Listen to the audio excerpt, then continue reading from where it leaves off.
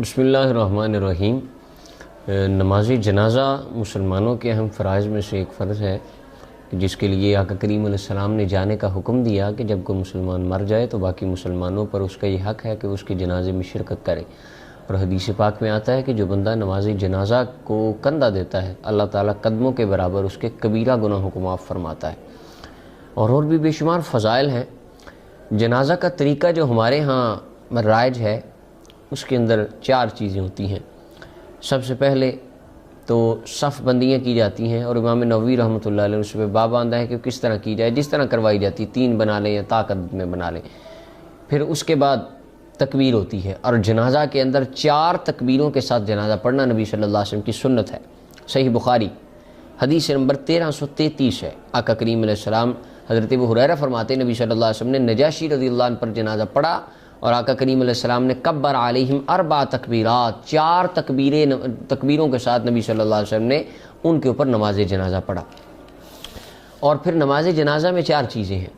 مشہور تابعی امام شافعی فرماتے ہیں التکبیرۃ الاولی علی المیت، پہلی تکبیر میت کے اوپر پڑھی جائے، ثناء علی اللہ، اس کے اندر ثنا پڑھی جائے گی، وثانیہ، اور دوسری کے اندر صلاۃ علی النبی صلی اللہ علیہ وسلم، دروشی پڑھا جائے گا نبی پاک پر، وثالثۃ دعاء للمیت، اور تیسری تکبیر میں میت کے لیے دعا کی جائے گی، والرابعۃ تسلیم، اور چوتھی تکبیر سلام کے لیے ہے، اس میں سلام پھیر دیا جائے گا۔ یہ 4 چیزیں ہیں، 4 تکبیریں پہلی تکبیر کہہ لی۔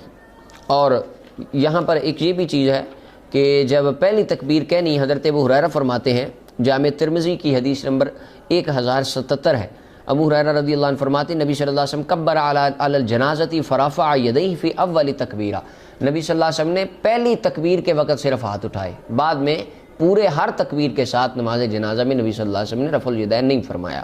البتہ یہ ائمہ کرام کے درمیان اختلافی مسئلہ ہے، اور سنن دارقطنی کے اندر کتاب الجنائز میں عبداللہ ابن عباس سے حدیث مروی ہے ان النبی صلی اللہ علیہ وسلم کان یرفع یدیہ علی الجنازۃ فی اول تکبیرۃ ثم لا یعود، کہ صرف پہلی تکبیر میں نبی صلی اللہ علیہ وسلم نے نماز جنازہ کے ہاتھ اٹھائے، بعد میں 3 تکبیروں میں نبی صلی اللہ علیہ وسلم نے ہاتھ نہیں اٹھائے۔ تو پہلی مرتبہ ہاتھ اٹھائے بندہ، اور پہلی مرتبہ ہاتھ اٹھانے کے بعد ثنا پڑھے۔ ابو سعید خدری فرماتے ہیں رضی اللہ عنہ، جامع ترمذی کی حدیث نمبر 243 ہے، اور سنن النسائی کی حدیث نمبر 900 ہے۔ کانا رسول اللہ صلی اللہ علیہ وسلم افتتح الصلاۃ قال سبحانک اللہم وبحمدک وتبارک اسمک وتعالی جدک ولا الہ غیرک، نبی صلی اللہ علیہ وسلم ثنا پڑھتے تھے۔ اب یہاں ہمارے کچھ ساتھی پڑھتے ہیں سبحانک اللہم وبحمدک وتبارک اسمک وتعالی جدک وجل ثناؤک، تو کچھ دوست یہاں پر وہ اعتراض کرتے ہیں کہ یہ الفاظ تم کیوں پڑھتے ہو۔ سب سے پہلی بات یہ ہے، جنازے کے اندر کوئی چیز نبی اکرم صلی اللہ علیہ وسلم نے فرض نہیں فرمائی کہ تم نے یہ پڑھنا ہے، یہ نہیں پڑھنا، یہ نہ پڑھو یا یہ پڑھو، کوئی مخصوص چیز نہیں ہے۔ البتہ سنن دعائیں جو آقا کریم علیہ السلام سے مروی ہیں وہ بہت زیادہ ہیں، ان میں سے جو چاہے بندہ پڑھے۔ تو یہ جل ثناؤ کا کے الفاظ اگر بندہ زائد اس میں پڑھتا ہے تو یہ باعث ثواب ہے اور اللہ تعالیٰ کی خوشنودی کا سبب ہے۔ اور یہ امام دیلمی اپنی کتاب مسند الفردوس کے اندر لکھتے ہیں، حدیث نمبر 819 ہے، عبداللہ ابن مسعود فرماتے ہیں ان من احب الکلام الی اللہ عز وجل یقول العبد، محبوب کلام اللہ کی بارگاہ میں یہ ہے کہ بندہ کہے سبحانک اللہم وبحمدک وتبارک اسمک وتعالی جدک وجل ثناؤک ولا الہ غیرک۔ اب یہ امام دیلمی نے عبداللہ ابن مسعود رضی اللہ عنہ سے یہ حدیث لکھی، اور جناب عبداللہ ابن عباس رضی اللہ تعالیٰ عنہ آپ فرماتے ہیں جل ثناؤک وعز جارک وتبارک اسمک ولا الہ غیرک۔ یہ امام بخاری رحمۃ اللہ علیہ کے استاذ مصنف ابن ابی شیبہ میں اس حدیث کو لکھتے ہیں۔ عبداللہ ابن عباس بھی ان کلمات کو پڑھا کرتے تھے، جل ثناؤک، آئندہ اپنی دعاؤں کے اندر کبھی بھی جب ان کا جی چاہتا وہ اس کو دعا کو پڑھتے۔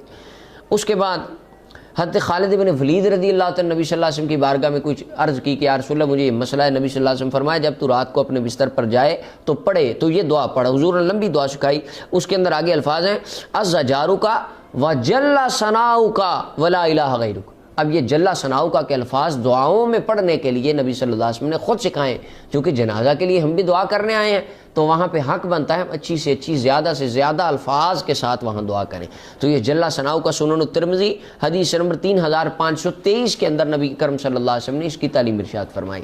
اور عبداللہ ابن مسعود رضی اللہ عنہ فرماتے ہیں مجھے نبی صلی اللہ علیہ وسلم نے یہ دعا سکھائی جب تمہیں کسی چیز کا ڈر ہو. مجمع الزوائد میں امام حسمی یہ صحیح سند کے ساتھ حدیث نبی صلی اللہ علیہ وسلم نے سکھائی جب تمہیں ڈر ہو تو پڑھو یہ دعا, اور لمبی دعا ہے. اس کے اندر بھی الفاظ ہیں عز جارک و جل ثناؤک ولا الہ غیرک. اب یہ جل ثناؤک کے الفاظ آقا کریم علیہ السلام نے اپنے صحابہ کو دعاؤں میں پڑھنے کے لیے تعلیم دیے تھے, تو جو لہٰذا جب بندہ نماز جنازہ کے لیے جائے تو وہاں پر جا کر بندہ لازماً ان الفاظ زائد الفاظ کو بھی پڑھے. اس کے بعد یہ پڑھ لیا, دوسری تکبیر اللہ اکبر کہے, اس کے بعد بندہ درود پاک پڑھے. درود پاک میں نماز والا درود پڑھ لے, درود ابراہیمی پڑھ لے, یا جو درود بھی جن الفاظ کے ساتھ بھی پڑھ لے انسان کا وہ درود اللہ تعالیٰ کی بارگاہ میں قابل قبول ہے.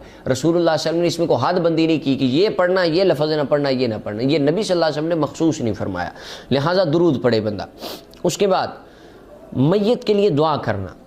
دعائیں آقا کریم علیہ السلام سے بہت سی منقول ہیں, کافی ساری ادعیائے معصورہ ہیں, لیکن البتہ جو ہمارے عرف عام میں پڑھی جاتی ہے اللہم اغفر لحینا و میتنا, یہ والی دعا یہ سنن ابی داؤد کے اندر حدیث نمبر 3201 ہے, اور جامع ترمذی کی حدیث نمبر 1024 ہے.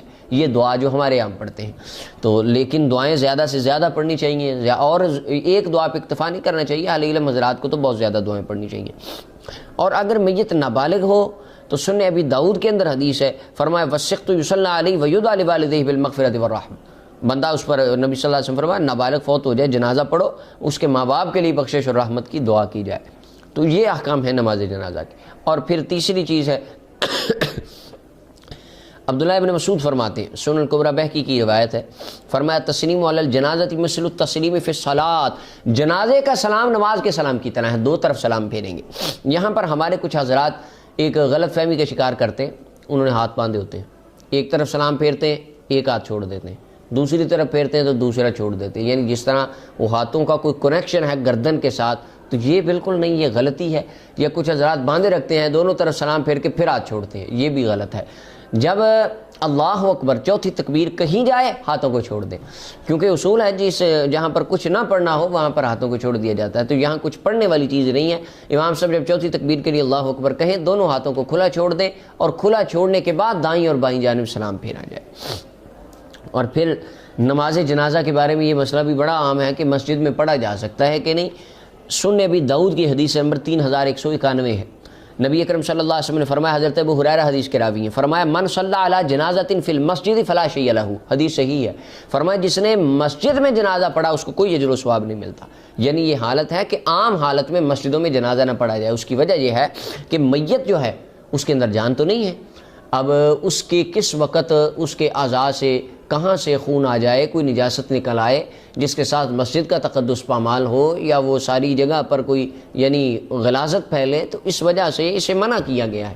اور آقا کریم علیہ السلام کے بارے میں جو آتا ہے کہ مسجد میں جنازہ پڑھا تو سخت بارش کی وجہ سے وہ پڑھا تھا. اور اب بھی ہے کہ اگر کوئی عذر ہے, گراؤنڈ کے اندر سخت بارش ہے یا اس طرح کا کوئی موسم ہے اور کوئی جگہ بھی نہیں ہے پورے شہر میں, یا کہ قرب و جوار میں کئی جگہ نہیں ہے, بہت دور جانا پڑے گا میت کو لے کے, تو اس وقت مسجد میں جنازہ پڑھا جا سکتا ہے. وہ بھی اس صورت میں کوشش کی جائے کہ میت کی چارپائی مسجد کی حد سے تھوڑی آگے رکھی جائے, اس کو محراب میں رکھ دیا جائے, یا محراب سے آگے اگر کوئی جگہ ہو وہاں رکھ دیا جائے, اور مسجد میں لوگ کھڑے ہو جائیں. اس صورت میں عذر کی صورت میں جب بہت زیادہ مجبوری ہو پھر پڑھا جا سکتا ہے, جان بوجھ کر مسجد میں جنازہ نہیں پڑھنا چاہیے.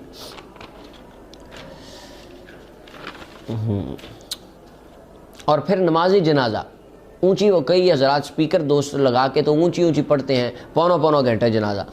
سنن الکبریٰ بہقی کے اندر حضرت ابو امامہ رضی اللہ تعالی عنہ سے مروی ہے کہ آپ فرماتے سرًا فی نفسہ, جنازہ اپنے جی میں دل میں خاموشی سے پڑھا جائے گا, اونچی آواز نہیں ہوگی جنازے کے اندر.